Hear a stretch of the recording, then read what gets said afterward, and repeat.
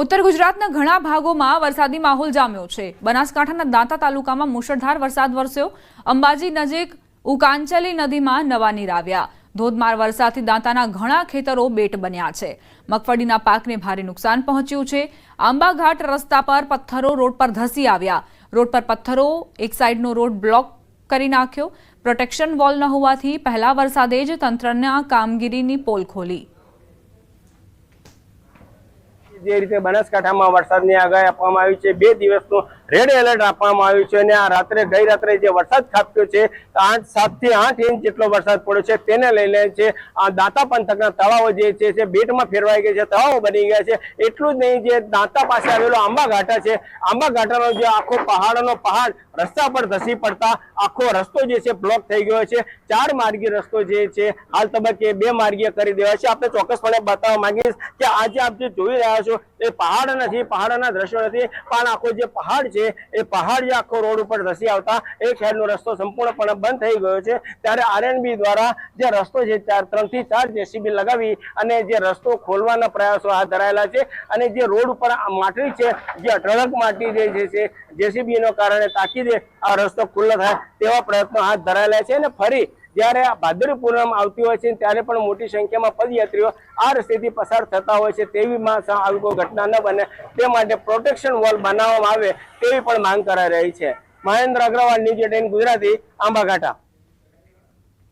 સાબરકાંઠા જિલ્લામાં મોડી રાતથી વરસાદ વરસવાની શરૂઆત થઈ હતી, જેમાં ઈડર, વડાલી, ખેડબ્રહ્મા અને વિજયનગર પંથકમાં મેઘરાજા મન મૂકીને વરસ્યા હતા, જેને લઈને ખેડબ્રહ્મા પંથકમાંથી પસાર થતી હરણાવ નદી બે કાંઠે વહેતી થઈ।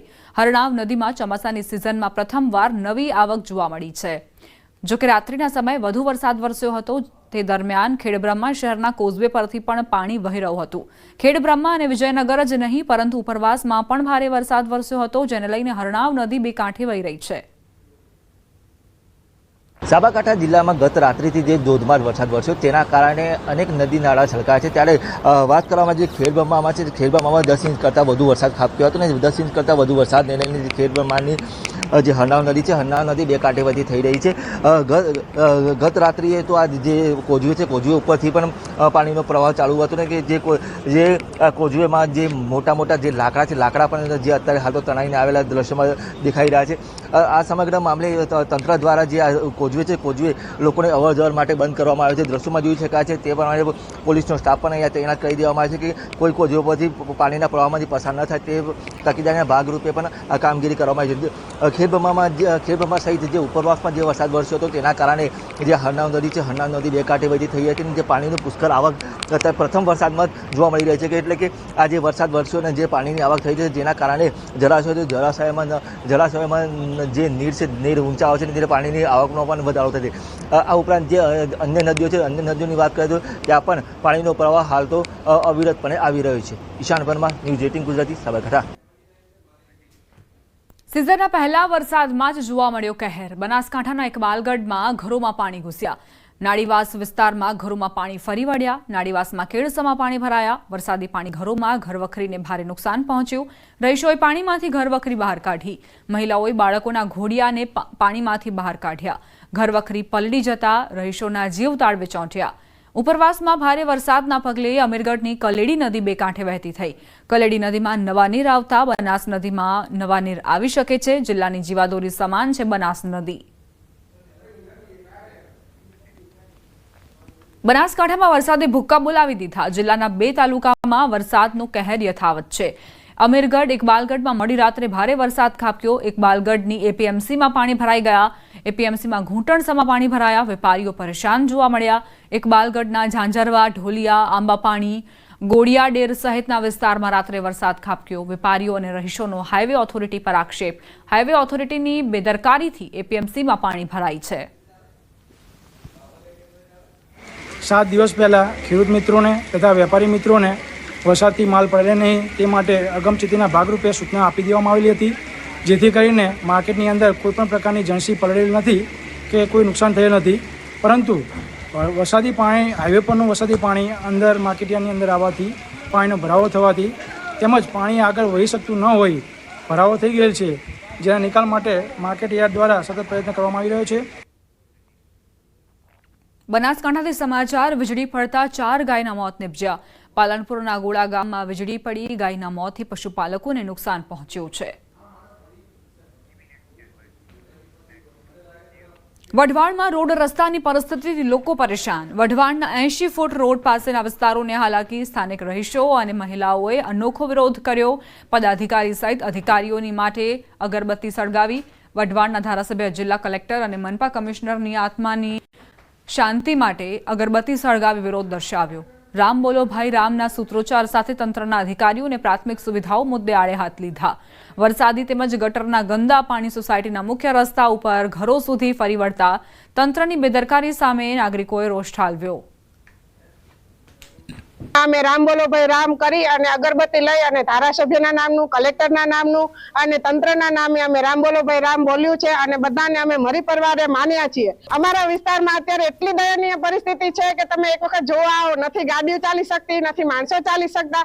બાળકો સ્કૂલે કઈ રીતે જાય? કેમ સ્કૂલમાં રજા પાડે? પ્રી મોન્સૂન કામગીરીનું નામનું તો અહીંયા મીંડું પણ નથી અમારી સોસાયટીમાં કે અમારા વિસ્તારમાં. નવા 80 ફૂટની બાજુમાં કૌશલ પાર્ક થી માંડી સોસાયટી થી માંડી અને છેક સંતોષ પાર્ક સુધીનો જે મુખ્ય માર્ગ છે એ મુખ્ય માર્ગ વર્ષોથી ચાલવા લાયક નથી.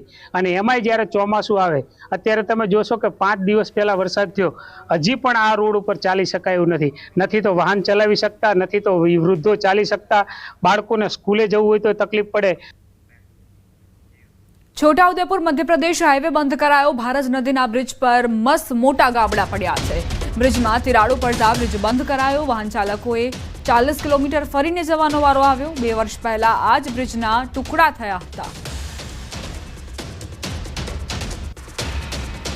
છોટાઉદેપુર જિલ્લાના પાવીજેતપુર નજીકથી પસાર થતી જે ભારજ નદી છે તેની ઉપર નેશનલ હાઈવે નંબર 56 નો બ્રિજ આવેલો છે, જે 2 વર્ષ પહેલા ભારે પૂરના કારણે 2 ભાગમાં વેચાઈ ગયો હતો અને જે પિલ્લર જે બેસી ગયો હતો તેના કારણે આ જે રસ્તો જે બંધ કરવામાં આવ્યો હતો. ત્યારબાદ તંત્ર દ્વારા રાહદારીઓને મુશ્કેલી ન પડે તે માટે ડાયવર્ઝનની સુવિધા ઊભી કરવામાં આવી હતી, પરંતુ 2.31 કરોડના ખર્ચે જે ડાયવર્ઝન બનાવવામાં આવ્યું હતું તે પહેલા જ વરસાદમાં ધોવાઈ ગયું હતું. ત્યારબાદ ફરી પાછો આજ જે નદીની અંદર ફરી પાછું 4 કરોડના ખર્ચે ડાયવર્ઝન બનાવવામાં આવ્યું, પરંતુ આપ જોઈ શકો છો એ ડાયવર્ઝન પણ ફક્ત સામાન્ય પહેલા વરસાદની અંદર જ આ જે ડાયવર્ઝન જે છે તે ધોવામાં માંડ્યું છે. જે મોટી તિરાડો પડી ગઈ છે, જેના કારણે કેટલાક જે રાહદારીઓ જે છે તે સામે કિનારે બાઇક હોય, 4 વ્હીલર હોય મૂકીને આ રેલવેના ટ્રેક ઉપર ચાલીને જવા મજબૂર છે. આપ જોઈ શકો છો કે જે ટ્રેન જે છે જઈ રહી છે, પરંતુ ત્યાં રાહદારીઓ પણ ચાલી રહ્યા છે. એટલે ચોક્કસથી એક તરફ એ પણ કહેવાય કે લોકો જાતે જીવના જોખમે પણ આ રીતે રેલવેના ટ્રેક પર ચાલીને સામે કિનારે જઈ રહ્યા છે. અને આજે સરકાર તરફથી અવારનવાર કરોડો રૂપિયાનો ખર્ચ કરવામાં આવે છે, પરંતુ આ જે નદીની અંદર જે ખર્ચ કરેલો જે સરકારના જે પૈસા છે આ ભારજ નદીની અંદર જ ધોવાઈ જાય છે, જેના કારણે અનેક સવાલો ઊભા થતા હોય છે. આજે જે પૂર્વ જે કહી શકાય તે વિરોધ પક્ષના નેતાએ પણ આક્ષેપ ઉઠાવ્યા છે કે આજે કોન્ટ્રાક્ટર દ્વારા ભ્રષ્ટાચાર કરવામાં આવે છે. જેની જે લાઈન દોરી છે, ડિઝાઇન છે, તે પ્રમાણે કામ કરવામાં નથી આવી રહ્યું, તેના જ કારણે આ જે ડાયવર્ઝન છે તે ધોવાઈ જતું હોય છે.